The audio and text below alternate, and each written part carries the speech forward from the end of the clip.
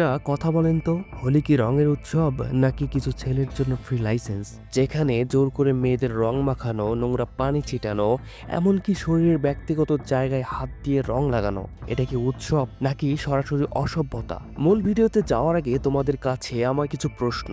যেখানে দেশের মহিলা পুলিশরা নিজেরাই সেফ না, সেখানে সাধারণ মেয়েরা কিভাবে সেফ বলেন?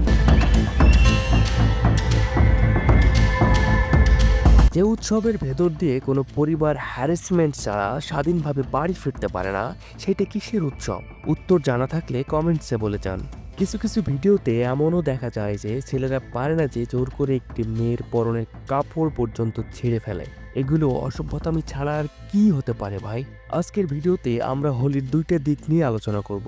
একটি সুন্দর দিক আর অপরটি সেই লজ্জাজনক দিক, যেটা বন্ধ হওয়া খুব জরুরি। হোলি মূলত আনন্দের উৎসব, রঙের উৎসব, ভালোবাসা আর সম্প্রীতির উৎসব। এই দিনে মানুষ ভেদাভেদ ভুলে একসাথে আনন্দ করে।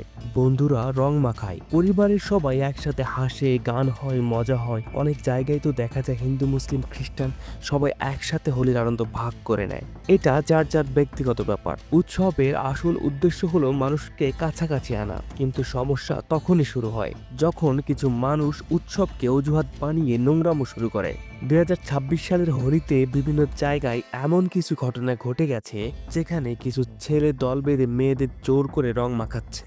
মেয়েরা না বলছে, কিন্তু তারপরও তাদের ঘিরে ধরা হচ্ছে। কেউ কেউ আবার শরীরের ব্যক্তিগত জায়গায় হাত দিয়ে রং লাগাচ্ছে। একটা কথা পরিষ্কার করে বলি, এটা হোলি না, এটা সরাসরি হয়রানি। কিছু ছেলের অবস্থা তো এমন, সারা বছর কোনো মেয়ের সামনে দাঁড়িয়ে কথা বলারই সাহস নেই, কিন্তু হোলির দিন এলে মনে হয় আজকে বুঝি সাহসের ব্যাটারি ফুল চার্জ।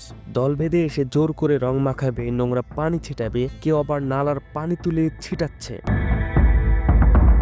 ভাই, মনে হচ্ছে যেন এটা হোলি না, এটা ড্রেন ফেস্টিভ্যাল। আর সবচেয়ে লজ্জার বিষয়, কিছু জায়গায় তো মেয়েদের কাপড় টানাটানি করার মতো ঘটনাও ঘটেছে। একটা প্রশ্ন করি, যদি এই একই ঘটনা আপনার বোন বা পরিবারের কারোর সাথে হতো, তখন কি এটাকে ফান বলতেন? অনেক ভিডিওতে দেখা গেছে মেয়েরা নিজেদের বাঁচানোর জন্য দৌড়াচ্ছে। ভাবুন তো, একটা উৎসবের দিনে যদি কেউ ভয়ে দৌড়াতে বাধ্য হয়, তাহলে সে উৎসবের আনন্দটা কোথায়? উৎসব তখনই সুন্দর হয় যখন সবাই নিরাপদ বোধ করে। এখানে একটা বিষয় পরিষ্কার করা জরুরি, হোলি খারাপ না, উৎসব খারাপ না।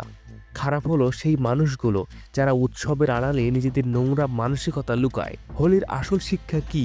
ভালোবাসা, বন্ধুত্ব, আনন্দ। কিন্তু জোর করে কাউকে রং মাখানো, এটা কি আদৌ আনন্দ?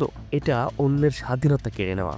মনে রাখবেন, হোলি মানে জোর করা না, হোলি মানে অসম্মান করা না, হোলি মানে মেয়েদের শরীরে হাত দেয়া না, হোলি মানে আপনি চাইলে আমি রং মাখাবো।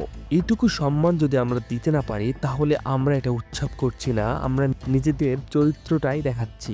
তাই একটা নিয়ম করা দরকার। রং মাখানোর আগে একটা প্রশ্ন করবেন, আপনি কি এতে স্বাচ্ছন্দ্য বোধ করছেন? যদি উত্তর না হয়, তাহলে রং মাখানোর দরকার নেই। কারণ মনে রাখবেন, রং সুন্দর, কিন্তু মানুষের সম্মান তার থেকেও অনেক বেশি মূল্যবান।